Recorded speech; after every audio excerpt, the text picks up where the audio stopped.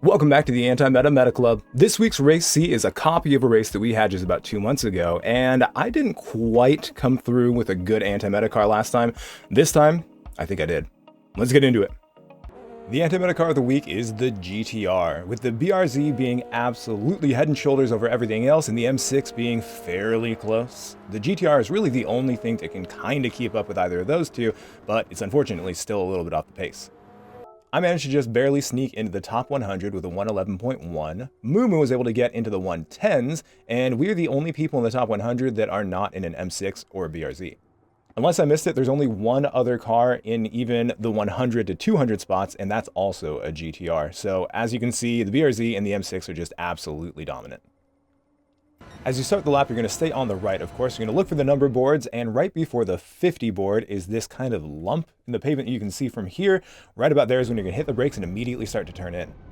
Making sure you trail brake and gradually come off the brakes is really key to getting the car to rotate into this corner, and you should be apexing right about when you can see these trees in the distance. Make sure you're absolutely certain that your car is going to make it around the corner before you start straightening out the wheel, but of course make sure you do straighten out the wheel as you come to the edge and make your way to the left side of the track. It's really difficult to spot anything really specific, but you can see that there's another little lump in the track right here, or a little squiggly line on the white line, and that is when I want you to start turning in, staying full throttle, and even shifting up to 5th gear.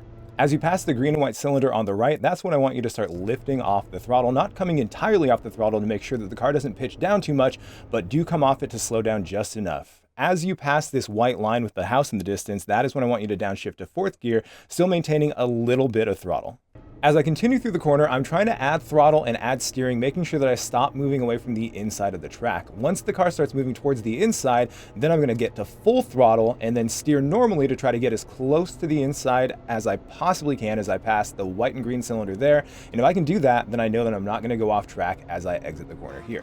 Moving to the right side of the track, I'm going to look for the 50 board, and right before I get to it, I'm going to hit the brakes really heavily, but immediately start turning in and trail braking. I want to come off the brakes as quick as I can as I go up this hill, and I should be apexing right before the end of the curb here on the inside.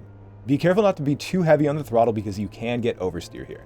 As you can see, I'm only a few feet from the right side of the track. As I enter this corner, I'm going to look for this curb, and right about the middle of that curb is when I'm going to start hitting the brakes, getting down to 2nd gear, and then immediately coming off the brakes as I add steering. The steering and the friction of the front tires is actually what's going to slow you down the most. Once you can feel that the car is rotating and the front tires have grip, you're going to shift up to 3rd gear and get heavily back on that throttle. You can be really heavy without getting any oversteer unless you're going too slow, in which case you'll probably slide out, so do be very careful as you apply the throttle. Looking once again for this inside curb, you're going to try to align with the second half of it, and you're going to hit the brakes right after you get past this white and green cylinder on the right once again. Immediately downshift to 3rd and turn in at the end of the curb. You can see I actually used a little bit too much brake, so I understeered here. If I'd gotten off the brakes earlier, I would have been able to get on the throttle earlier and hit that apex, and that would have a huge effect on the end of my lap. This right-hander can be tricky, so make sure you give yourself just a little bit of room because you're going to crest over as you hit that apex. You don't need a lot of room, and you don't really need to sacrifice that last corner. You just got to make sure you're not too close to the right-hand side as you go over that corner. Once you start the beginning of the final sector, that's when I want you to move to the right side of the track and hug the inside right here. As you see the number boards, you're going to start tracking out, looking for the 200 board, trying to get right next to it, and then you're going to look for this little bit of a squiggly line before the 150 board. At that point, you're going to start turning in, you're going to add just a little bit of brakes, downshift to 4th, and as soon as 4th engages, I want you to shift back up to 5th, come off the brakes, and get fully on the throttle. You should be to the right just enough that you should miss the inside slightly so you don't jump there, and you should be able to stay on track. If you do put 2 tires in the dirt like that, it's probably going to be fine. If you go too much beyond that, you might lose some time, but as long as you don't go all the way off the track, you should still have a clean lap and you should be able to salvage what you got. This track is deceptively difficult. This first corner, a lot of people come off the brakes too early. You've got to very, very gradually come off the brakes to make sure the car can continue rotating in. On this corner, if you enter too fast, you'll get understeer, and if you get understeer at the beginning, you probably will not recover the grip in the front tires by the end of the corner. So make sure you're very gentle on the entry, and you can kind of make sure that you add a little bit of throttle as you go through. It's just much better to go a little too slow on the entry than it is to go too fast. This uphill section and then this right-hander especially is also very tricky. You need to be entirely off the brakes as you turn into that last right-hander to make sure that the car can rotate and slow down. As you turn, it'll start to slow down, but if you stay on the brakes, you'll just understeer. So you've got to make sure that you're actually using the front grip and the front friction of the tires to get the car to slow down as it rotates into the corner. A big mistake people have with this last corner is staying way too close to the edge of the track because it does curve in, it's not a straight line, and if you hit the brakes, you're going to understeer, and it's usually just going to send you entirely off. Don't be afraid to turn in a little bit and brake very lightly, just gradually reducing your speed all the way to the apex, and then get on that throttle, only when you're sure that you're not going to go all the way off and hit that wall or go into the pits. This is tricky. Give yourself a lot of patience with this one. Pretty much any time the BRZ is the meta car, I've really got my work cut out for me, and so do you if you're trying to drive an anti-meta car. If the race is also a tire race, which it usually is with the BRZ, then we're pretty much doubly screwed when we're trying to use anything besides the BRZ. The same thing that makes the BRZ extremely good at handling courses is also what makes it really good with tire saving. So again, it's just a double whammy when it comes to trying to fight the BRZ meta. As always, for various reasons, you are going to be better off starting on the hard compounds. You will have a faster overall time if you start on the hards and then go to the mediums, but of course, there are some dangers that can present themselves if you do choose to do that. If you're only marginally faster than the person who starts behind you and you start on hards and they start on mediums, they're probably going to be able to get in front of you and it won't be much of a big deal. However, if you are somewhere between maybe 3 to 5 tenths faster than the person starting behind you and they choose to start on mediums when you start on hards, then that can be a big issue. What can happen is they can actually slow you down despite being on the softer compound, and that can actually really mess up the entirety of your race. On the flip side, if you're starting anywhere except pole position and you start with the medium compound and someone in front of you starts on hards, especially if they're just fast enough to hold you up on your soft compound or your softer compound stint, then that's definitely going to screw up your entire race. In general, most people are only going to start on softs if they're starting from the front or second or third place. I suggest starting on the hards. I said soft, I meant softer compound, softer. I shouldn't say soft. So if you're starting from the front, maybe risk starting on mediums. If you're starting anywhere else, definitely start on hards. I'm going to pause the strategy for a moment. That guy Nate decided he was just going to push me out of the way, and that's exactly why I decided to give him the exact same energy. I'm really tired of people being pushy and not being able to pass without making contact. Watching his view, he had all the space in the world. He just chose not to pass me cleanly, so I just gave him the same energy. Nate, if you're watching, stop making contact. Back to the strategy, if you're using the GTR, I'm going to suggest that you pit on lap 8 at the earliest, starting on hards, and lap 9 will probably do you better, especially towards the end of the race. If you are really desperate to get in front of the people and the people in front of you are holding you back for whatever reason, you can pit on lap 7, but you're going to be very, very slow with your very destroyed front tires. There are a few things you can do to save your tires. One is just staying out of dirty air. If you do pit early, you will have the benefit of potentially not having to deal with any kind of traffic, and not having the dirty air of the cars in front will help you save your tires. Perhaps the most important thing, however, is just using as little steering as you possibly can. Sometimes that just means you actually have to go slower through some of the corners, and if you're trying to choose a corner to go slower in, that really long sweeping right-hander that we just did is a really good choice, especially for the really long ones where you're steering a lot for an extended period of time. You can get a lot of heat in the tires, and it does seem in GT7 like the heat is the #1 factor in what destroys and wears the tires most. Any kind of mistake you make can also wear the tires a lot more, and anytime that you slide, you have to imagine that the multiplier, whatever the tire multiplier is, it is multiplying each mistake that you make.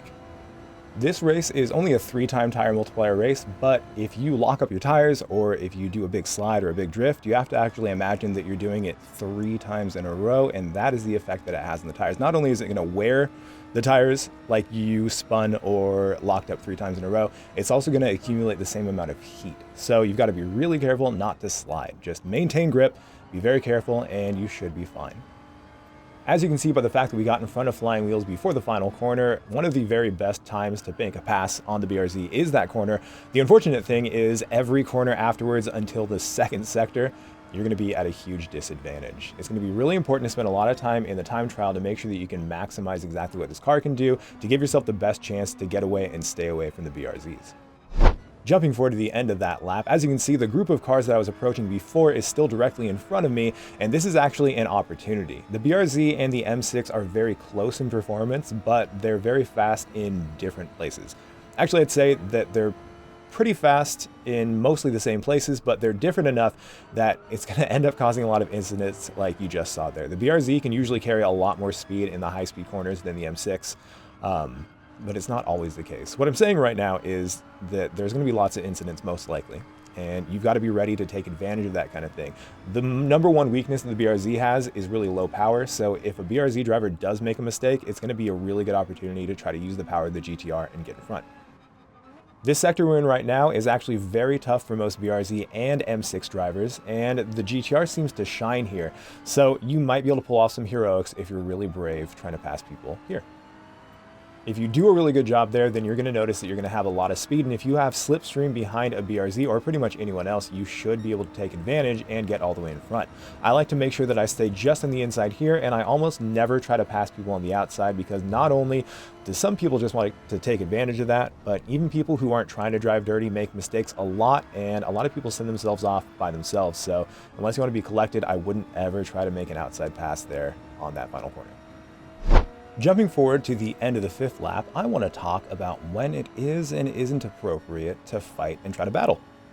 My friend Hellsfire here is not only in a much better position than the other M6, but I also know that he is probably a much better driver than the other guy. Despite the fact that I had no clue who the other guy was, Hellsfire is one of the best Gran Turismo drivers in the entire region.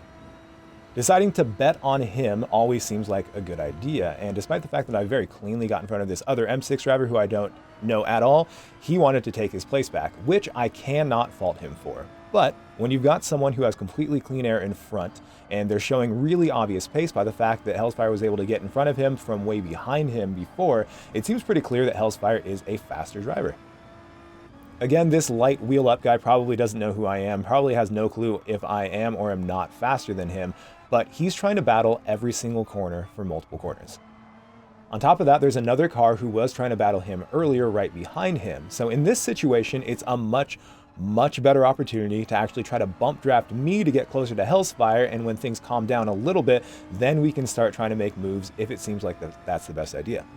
While the dirty air can destroy your tires if you're not ready for it, if you've got someone you know is as fast as you or faster than you directly in front of you, you can use the slipstream and bump draft them on the straights to the advantage of both of you. Again, if you don't really know the people you're racing with, it's really hard to make these decisions, but it definitely seemed pretty obvious that Hellsfire was much faster than that guy, and the fact that someone else was following him through that didn't start anywhere near him should be enough contextual clues to tell him that we're both much faster and we should be people to work with. But again, this is just if you're trying to maximize your potential, maximize your results. If you just want to battle, then battle. But it would have been a much better idea for that guy to try to work with me, get closer to Hellsfire, and then we could potentially battle towards the end of the race. And you'll see towards the end of the race why that would have been a much better idea for him, considering the fact that he's not even in 8th place anymore. I don't see him whatsoever. He was battling so much, and I think that he just got a little too heated when he was driving, made a mistake, and lost everything. Again, that's if you're trying to maximize your results. If you just really like battling, then battle whoever you want. But if you're trying to go for good results, then you've got to really think about the entirety of the race, not just every corner-to-corner moment. Considering the fact that Hellsfire is in the meta car, he's a fantastic driver, and I had to defend against that guy multiple times. That is what caused me to lose the slipstream and ultimately not be able to keep up with him. But since Hellsfire made that very rare mistake right there, I was able to get very close to him, and I wasn't too aggressive because I knew we had lots of people in front of us, and if we worked together, we could potentially get way closer to the front. Speaking of working together, all the way on lap 14, we had this Maple Sam guy who is a mystery driver who seemed really quick, and he was also in the meta car, and he gave me a bump draft trying to push me closer to Hellsfire. And if you think that way, he's most likely trying to just get everyone closer so that he could take advantage of all of us being close and potentially just slingshot from car to car or get in a battle and hopefully end up on top. That is the way that most of the people who actually compete try to do these races. That is usually the best way overall to get a really good result. But of course, like I said, if you're just looking to battle people, then battle whenever you want. If you're trying to look for results, you've got to work with people until the opportunity arises. And speaking of the opportunity, at the end of lap 15, he had a massive run. He was going much slower. I was definitely holding him back, so I decided just to move over and let him go. In my mind, he was most likely just going to beat me. But if I let him go and I stay really close, I could potentially use his slipstream, stay close enough that if everyone battled, I might actually end up on top. Not only is he in one of the meta cars, he was also showing really good pace, and my tires were absolutely destroyed at this point. I had about 50% tire life left in my front left, and that of course is a very important tire, and I kind of lucked out when he made that little bit of mistake, followed by that second mistake, and then I just got my position back without too much drama. The fact that he went off right there meant that I could actually stay within the slipstream of Hellsfire, who was in the slipstream of the 2 leaders, and I really didn't suffer from it whatsoever. Because of that stroke of luck, I had another stroke of luck, and Loey had accidentally taken the wrong tires, meaning that he had to go back in to not get a 1-minute penalty, and I inherited 3rd place. Maple Sam, who had made that mistake, was now way too far back to try to catch up, so I just had to make it to the end of this lap to maintain my podium position with Hellsfire and our very good friend Paul. Paul is getting faster and faster and faster, and I do believe he started on pole position. Hellsfire is a World Tour driver. He's actually in this game. You can race against his AI, and he's also in one of the meta cars. So considering the fact that we have to race against these 2 guys, and those 2 are the only people who beat us in this race, I think the GTR is proven to be very good and a very capable anti-meta car. As we go to the end, I do want to mention that Maple Sam was actually more than 3 seconds behind, and I think it's because the big mistake that he made going off the track and then going off the track again and sliding ended up destroying his already messed up tires. He had really good pace and he was going much faster than me on lap 15, but he ended up going almost a second slower per lap after that incident, which really just drives home the fact that you need to be very careful with your tires, especially in a tire wear race like this. Thank you for watching my video. If you like what you saw, please don't forget to like and subscribe. And of course, I'll be making another one of these guides next week. To finish off, I'm going to leave you with a look at my current members. I love every one of you. Thank you.